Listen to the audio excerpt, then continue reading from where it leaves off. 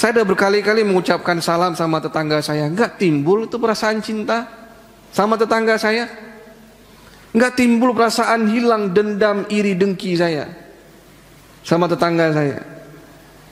Ya, itu bukan resepnya yang keliru. Ucapan Nabi itu tidak mungkin salah. Ucapan Nabi itu tidak salah.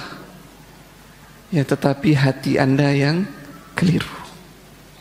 Pengetahuan Anda yang mungkin belum sampai. Maka penting sekali pemaknaan terhadap salam itu para hadirin. Pada pertemuan yang lalu kita telah sebutkan apa pemaknaan salam itu. Seorang dia mendoakan saudaranya keselamatan atasmu, penjagaan Allah atasmu, Allahu ma'ak, Allah bersamamu. Jadi dia berdoa, Allah menjagamu. Wahai fulan, semoga Allah menjagamu. Wahai fulan, semoga Allah subhanahu wa ta'ala menyelamatkanmu.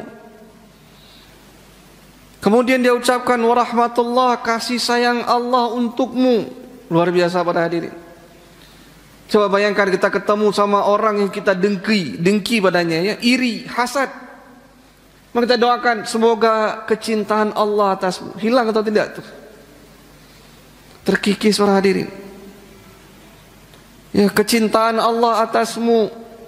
Ya, kemudian juga yang ketiga, warahmatullahi wabarakatuh, keberkahan Allah. Semoga engkau senantiasa mendapatkan kebaikan-kebaikan. Semoga kebaikan-kebaikan itu menetap atasmu. Ya, kalau engkau minum itu berkah atasmu. Kalau engkau makan itu keberkahan atasmu. Wa barakatuh. Semoga keberkahan Allah atas dirimu. Ya, maka benarlah seorang ulama itu menyebutkan apa makna dari salam itu. Berkata Sufyan bin Uyainah, ya, bahwa makna salam itu yakni anta minni salim. Ya, engkau, ya, dariku itu selamat, engkau selamat dari diriku. Wa ana minka salim, dan aku pun terhadapmu itu selamat. Nah, jadi apa maksudnya para hadirin? Kalau udah ucapkan salam, jujur salamnya, benar salamnya, ya, maka niscaya lisannya tidak akan membicarakan aib saudaranya.